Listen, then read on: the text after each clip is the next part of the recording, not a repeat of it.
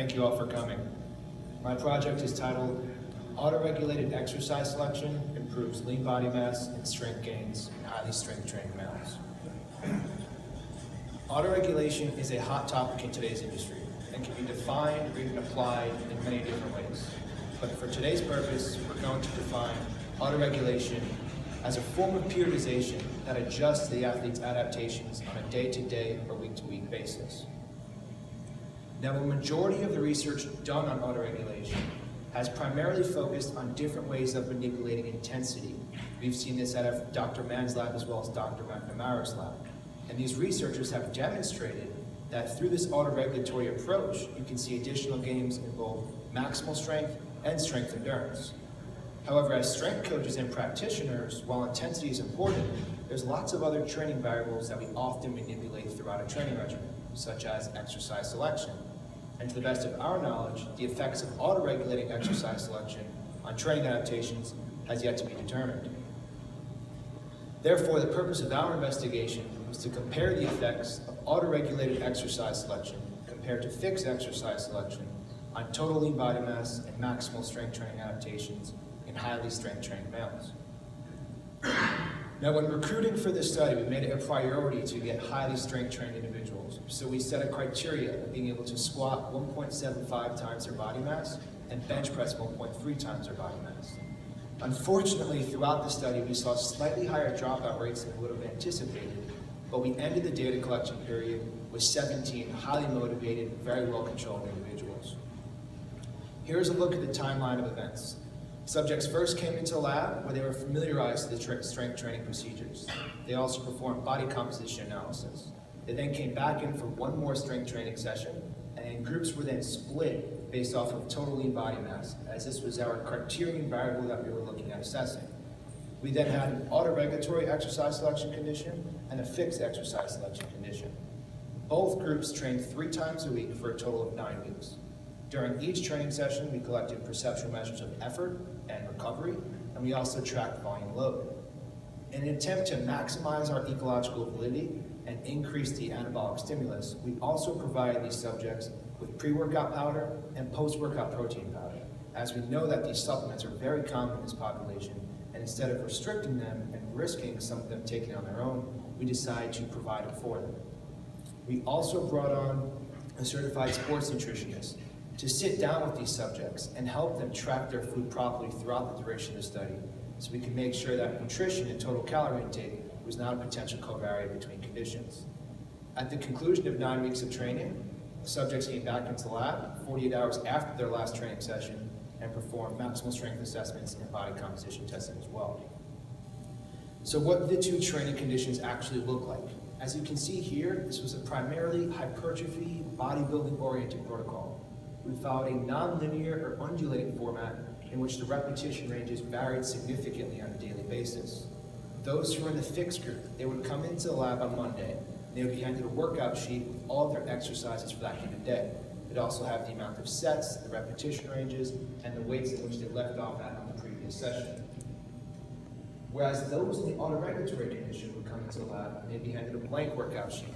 These individuals would then go into the back of the lab and select one exercise per muscle group that they felt most prepared to perform. And one aspect of the study that we want to point out is we did not limit the amount of times they could select a given exercise in a given week or throughout the entire experimental period. And again, this was the only difference between conditions. Both groups performed the same amount of sets, repetition ranges, and intensity. As for the progression, the repetition ranges remained consistent throughout the study. Day 1 was always 6 to 8, day 2 was 12 to 14, and day 3 was 18 to 20. However, in an attempt to maximize progression and overload and provide these subjects with sufficient volume loads, we increased the amount of sets per mesocycle from 4 to 5 to 6. At the conclusion of training, we assessed for normality via Shapiro-Wilks. We used a 2 samples t-test to detect any differences between groups at baseline, and then we used a mixed models approach for the rest of the dependent training variables. Whenever a significant F value was obtained, a post-hoc test with a 2 keys adjustment was performed for multiple comparison purposes. And in addition, we also performed effect size analysis and confidence intervals to further the data. So now the fun part, what did we find? One of the first aspects that we were looking at was what would these effects of auto-regulating exercise selection have on volume load, as we know that volume load is essential for both hypertrophy and strength.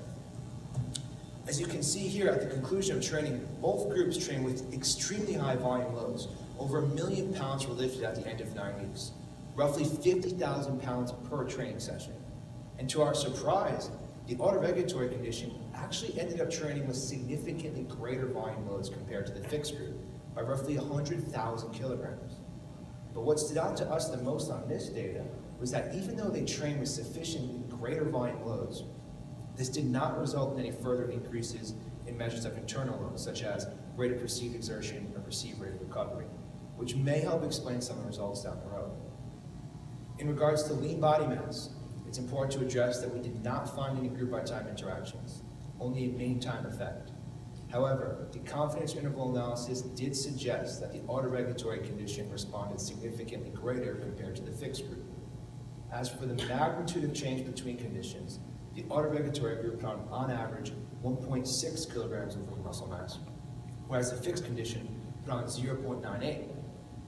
And when it came time to preparing this presentation and showing the data, we felt that a table was the best because it's the most transparent. And you can see how within both conditions we had high responders, moderate responders, and low responders. But again, what stood out to us the most is that in the fixed condition, you'll see there were several subjects who actually maintained or even decreased their lean muscle mass, potentially indicating they may have been experiencing signs of fatigue and or overreaching. Whereas this was not the case in the autoregulatory group, where only one subject actually lost lean muscle mass, where there may have been some protective effect through this autoregulation. In regards to our strength test, again, we did not find a group by time interaction, only a main effect for time. However, what stood out to us in the back squat exercise was the effect size data. With strength trained individuals, small changes in performance are significant and may be practically relevant.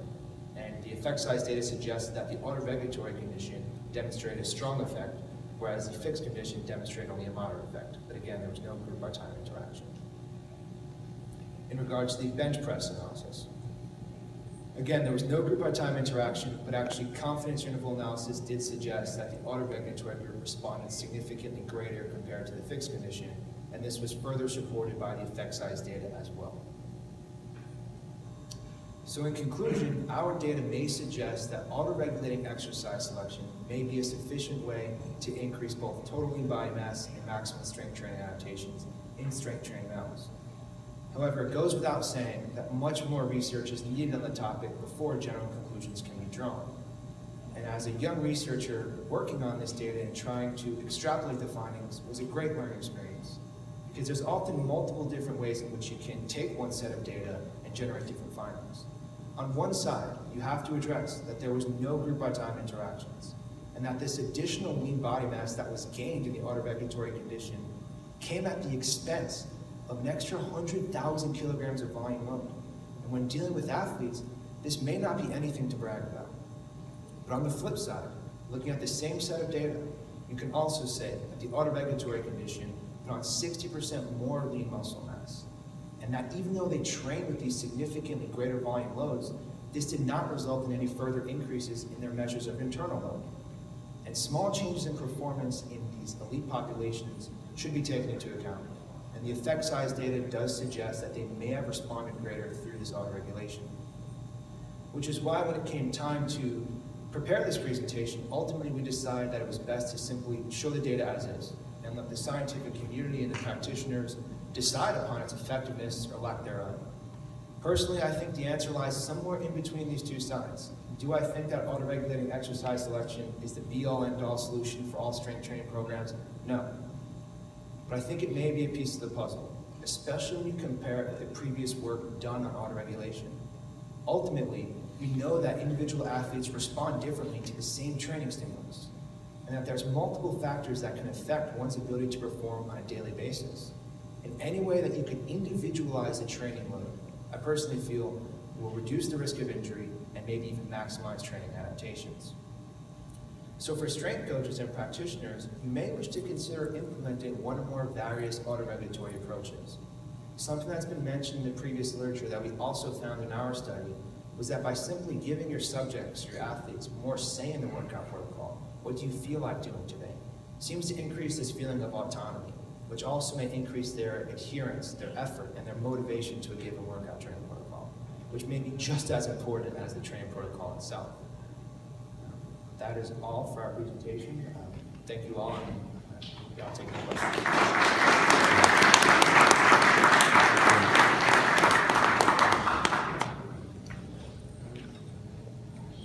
So it's a little bit subjective, but how closely do you feel the auto-regulated group chose exercises and ended up looking like the set group? Do you feel that they kind of mimicked each other much? Yeah, we have the data on that, and we're writing the paper up now, and we'll present all of that when it comes out. Unfortunately, we didn't have time to show that here, but now we can expound on it. What we found was that the autoregulatory condition was able to generate these greater volume loads because they seemed to select more compound exercises compared to the accessory exercises in the fixed condition. So as you can see here in the protocol, the way we kind of set it up is there was, for the legs essentially, there was back squat, leg press, and leg extensions. And what we found was that the autoregulatory group, they chose the leg press exercise 14 times and only the leg extension exercise 2 times, which resulted in their increased volume load on that exercise. We also found a significant difference in the amount of times they chose the bench press. They chose it 11.9 times on average, whereas in the fixed condition, they were stuck to the 9 times throughout the training period. But those were the only main ones that stood out. Oddly enough, with all the back exercises, shoulder, biceps, and triceps, they were pretty similar, either 7, 8, or 9 in both conditions. So if they were able to pick which exercise they wanted to do that day, can you say that the workouts were equal? No. We monitored volume, but we did not control it. And that was one thing we were developing the design that we knew was going to be some people would consider it a flaw. But one thing that we saw, especially in McNamara's study, where when you limited the flexibility in a protocol, where in their investigation they had to have the same amount of workouts every 4 weeks. So at the end of week 2, they weren't able to necessarily choose what they felt most prepared to perform. So we wanted to give them as truly flexible or auto-regulatory approach as possible, and then see what happens. But the workouts were different, and that has to be taken into account when addressing this data. And clearly, they resulted in greater volume loads, which affected the outcome as well. It's because they picked leg press, which would just be more weight. Exactly. Were you there for the training? Yes. So you trained them every session? Yeah. Well, so we had 5 research assistants involved on it. I was there for a majority. And how do we, the body composition, what tool do we use to measure that? A DEXA scan, actually. With the DEXA, so did you control for water intake? I know they had to see a nutritionist. Yes. How was diet, hydration status controlled at pre and post, and could that have affected the lean body mass measure that you got from the DEXA? Yeah, so we gave everyone a sheet the day before they would come for body composition testing, and they had to come in 12 hours fasted and having no water the day of. They could have a bottle of water the night before, but no food within 12 hours prior. So didn't report any interactions, any significant. Do you happen to remember what the p-values were? Were they close to significant? Let's see. So what happened is when we started it, we wanted to give ourselves the best chance to see a difference and have high power. So we actually started the study with, we started the study with 15 subjects in each condition. And what we found was that we felt that would have given us the best chance. And obviously ending with 8 and 7, we think that may be a reason why. But when you get strength trained individuals, I'm sure many of you can relate, when you're used to training 6, 7 times a week, even though we'll tell you that we're using protocols that have been shown to help you increase lean mass, getting them to only train 3 times a week was not easy. And ultimately, that's what resulted in the greatest dropout rate and ultimately reduced our power. One last question. Can you go to the slide where you had the individual results? Yes. Yeah. Subject 8 in the autoregulatory group had the 4.28, and there's a 3.92 subject 6. why are they so much different? And have you considered looking at their volume compared to the rest in their group to explain that change? That's a great question. We did not look at any individual subjects volume when we were comparing the data. That's something we could go back into and potentially report in the discussion. But I believe we were looking at, there wasn't any outliers from what we saw that was different between, significantly different between the two. But yeah, I mean, when we were looking at it, that's something that we were trying to make sense of is why did some individuals respond greater than others? And what supported that in our minds was that this was sort of consistent in both groups, where you see in the other group there was 2 people who had 4 kilograms and 3 kilograms, and others who relatively gained none. But yeah, that's definitely a great question. If you happen to have any more questions for him, I'm sure you can catch him outside. Okay, awesome. Thank you.